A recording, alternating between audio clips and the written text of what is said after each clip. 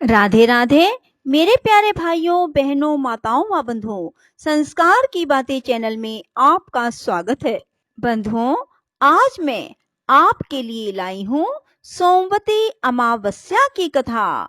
बंधुओं, सोमवती अमावस्या की कथा सुनने मात्र से स्त्रियों को अखंड सौभाग्य की प्राप्ति होती है और साथ ही उनके यहाँ धन धान्य के भंडार भरपूर हो जाते हैं। बंधुओं, यदि आपने हमारे चैनल को अब तक सब्सक्राइब नहीं किया तो जरूर करें और बेल आइकन दबाना ना भूलें ताकि आपको हमारी आने वाली सभी वीडियोस की जानकारी सबसे पहले हो सके। बंधुओं, वीडियो को पूरी सुनने के बाद कमेंट बॉक्स में जय विष्णु भगवान जरूर लिखें। बोलो विष्णु भगवान की जय हो। जब भी कोई अमावस्या सोमवार को आती है तो हम उसे सोमवती अमावस कहते हैं। हिंदू धर्म में इस व्रत का बहुत महत्व है। इस दिन दान का भी बहुत महत्व होता है। सोमवती अमावस्या के दिन सुहागिन स्त्रियां सिर धोकर नहाती हैं, फिर पीपल और तुलसी के पेड़ की पूजा करके कथा सुनती हैं और अपनी श्रद्धा के अनुसार 108 वस्तु, 11 वस्तु, सवा किलो, सवा पाव सामान का दान करती हैं। यह व्रत सुहागिन स्त्रियां अपने सुहाग की लंबी उम्र के लिए रखती हैं। बंधुओं, अब मैं सोमवती अमावस्या की कथा आपको सुनाने जा रही हूँ। एक साहूकार के 7 बेटे और एक बेटी थी। साहूकार के 7 बेटों की शादी हो चुकी थी। उनके घर रोज सवेरे एक ब्राह्मण भिक्षा मांगने आता। जब भी साहूकार की कोई बहू या सेठानी उसे भिक्षा देती तो वह उन्हें आशीर्वाद देता और कहता, सेली होजे सपूती होजे, अपने पति के कांधे राज करजे। पर जब भी साहूकार की बेटी भिक्षा देती तो वह उसे आशीर्वाद देता और कहता, सेली होजे सुखी होजे, अपने भाई भौजाई के कांधे राज करजे। साहूकार की बेटी को यह बात बुरी लगती, इसलिए एक दिन उसने अपनी माँ से कहा, माँ, ये पंडित जी को जब भाभियां और आप भिक्षा देते हो तो आप लोगों को आशीर्वाद देते हुए कहते हैं, सेली होजे सपूती होजे, अपने पति के कांधे राज करजे। परंतु जब मैं भिक्षा देने जाती हूँ तो मुझे आशीर्वाद देते हुए कहते हैं, सेली होजे सुखी होजे, अपने भाई भौजाई के कांधे राज करजे। तो उसकी माँ ने कहा कि तू कल भिक्षा देने जाना, जब वो तुझे आशीर्वाद देंगे तो मैं उनसे ऐसा कहने का कारण पूछूंगी।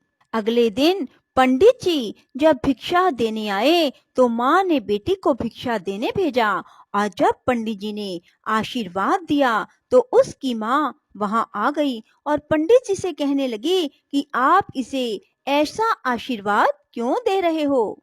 तो पंडित जी ने कहा कि इसकी किस्मत में सुहाग नहीं है, इसीलिए मैं इसे ये आशीर्वाद देता हूँ। तब सेठानी जी ने पंडित जी से पूछा, इसका कोई उपाय नहीं है क्या कि इसका सुहाग बना रहे। तब पंडित जी ने अपनी पोथी पुराण खोल कर देखे और कहा, एक उपाय है, यदि सोना धोबन इसकी शादी में आकर अपना आशीर्वाद दे तो इसका पति बच सकता है। तो उसकी माँ पूछती है कि सोना धोबन कहाँ रहती है। तो पंडित जी कहते हैं, 7 समंदर पार सोना धोबन का गांव है। तो सेठानी अपने बेटों से कहती है कि सोना धोबन के गांव उसकी बहन को लेकर जाना है। 6 बेटे तो मना कर देते हैं पर 7वां बेटा तैयार हो जाता है। दोनों भाई बहन सोना धोबन के गांव के लिए रवाना हो जाते हैं और समुद्र किनारे पहुंच जाते हैं। वहां समुद्र पार करने के लिए दोनों एक पेड़ के नीचे बैठे होते हैं। उसी समय पेड़ के नीचे बांबी में से एक सांप निकलता है और पेड़ पर चढ़ने लगता है। उसी समय बहन की नजर उस सांप पर पड़ जाती है तो वह अपने भाई से कहती है, देख किस पक्षी के अंडे पेड़ पर हैं जिसे ये सांप मार कर खा जाएगा। बेचारे अपने बच्चे ना पाकर कितने दुखी होंगे। तब भाई उस सांप को मारकर वही टोकरी से ढक देता है। शाम को जब हंस हंसनी आते हैं तो आज उन्हें अपने अंडे घोंसले में रखे मिलते हैं। हंसनी खुश होकर कहती है कि रोज तो कोई पापी हमारे अंडे मार कर खा जाता था।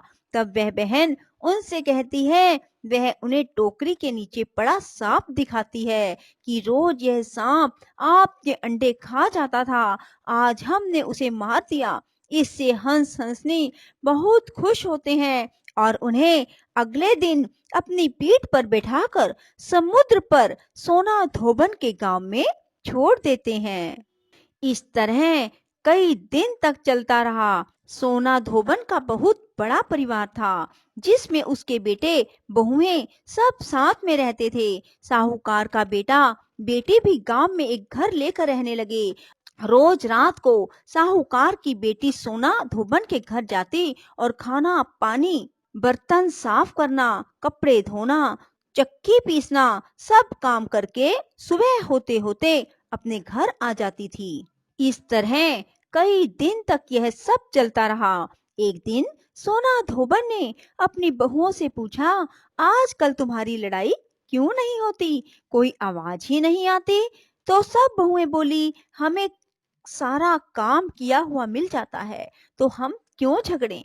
तो सोना धोबन ने पूछा, कौन करता है सारा काम। तो बहुएं बोली, हमें क्या पता कि काम कौन करता है। तो सोना धोबन ने पता लगाने का निश्चय किया और वह रात भर जागती रही। पर जब वह लड़की उसके पीकदान की पीक फेंकने उसके कमरे में आती तब तक उसे नींद आ जाती। दूसरे दिन सोना धोबन की बहुएं उससे पूछती हैं, माँ आपको पता चला कि कौन काम करके जाता है। तो सोना धोबन कहती है, आज तो उसे नींद आ गई थी पर अब वो हाथ पैरों में चीरा लगाकर उसमें नमक मिर्च लगाकर बैठेगी ताकि नींद ना आए। और वह रात भर जागती रही। जब वह लड़की उसके पीकदान की पीक फेंकने उसके कमरे में आती तब वह उसका हाथ पकड़ लेती है कि तू कौन है, भूत या चुड़ैल है। तब वह लड़की कहती है, मैं एक साहूकार की लड़की हूँ, सवेरे मेरा भाई आकर आपसे बात करेगा। सवेरे उसका भाई आकर सारी बात बताता है तो सोना धोबन उसकी शादी में आने को तैयार हो जाती है और उनसे कहती है, आप शादी के पहले मुझे न्योता दे देना, मैं शादी के दिन आ जाऊंगी। वे दोनों भाई बहन अपने घर आ जाते हैं और बहन के लिए लड़का ढूंढकर शादी की तारीख पक्की करते हैं। सोना धोबन को भी न्योता भेज देते हैं। शादी के दिन फेरे के ठीक बाद दूल्हा मर जाता है। तब सोना धोबन संकल्प लेकर दूल्हे के मुंह में पानी डालती है तो वह उठकर बैठ जाता है और सोना धोबन उसी समय घर जाने को कहती है तो सब उसे रुकने के लिए कहते हैं तो वह मना कर देती है। सब उसे विदाई के लिए सामान देते हैं तो वह मना कर देती है और केवल मंडप की एक चवरी लेती है।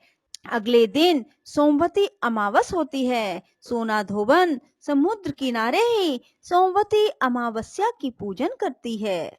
वह हमेशा सोमवती अमावस्या को 108 वस्तु का दान देती थी। आज उसके पास कुछ नहीं था तो उन्होंने मंडप की चवरी के 108 टुकड़े करे और उसमें समुद्र किनारे की मुट्ठी मुट्ठी रेत रखकर संकल्प लेती है कि आज के पहले मैंने जितने भी सोमवती अमावस्या के व्रत किए वे तो साहूकार की बेटी के पति को दिए, पर आज जो व्रत किया उसका फल मेरे पति को देना।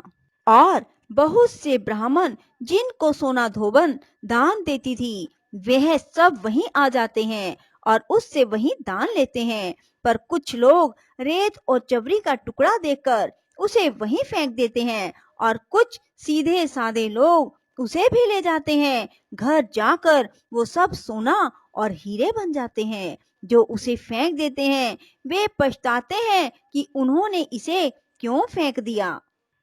अब सोना धोबन घर पहुंचती है तो वहां रोना मचा रहता है। सोना धोबन का पति मर जाता है। उन्होंने जाने से पहले घर में सबको बोल दिया था कि मेरे पीछे से कुछ हो जाए तो वैसे ही रहने देना। सोना धोबन घर पहुंचते ही संकल्प लेती है कि आज से पहले की सोमवती मस्या का फल उस साहूकार की बेटी के पति को दिया और आज के व्रत का फल मेरे पति को लगे, कहकर अपने पति के मुंह में जल डाल देती है और उसके पति उठकर बैठ जाते हैं। हे भगवान, सोमवती अमावस्या व्रत का जैसा फल उसको दिया वैसे ही सबको देना, सबकी मनोकामना पूरी करना। राधे राधे, जय श्री कृष्णा। बंधुओं, यदि आपको हमारी वीडियो पसंद आए तो इसे लाइक करें और शेयर भी जरूर करें। धन्यवाद।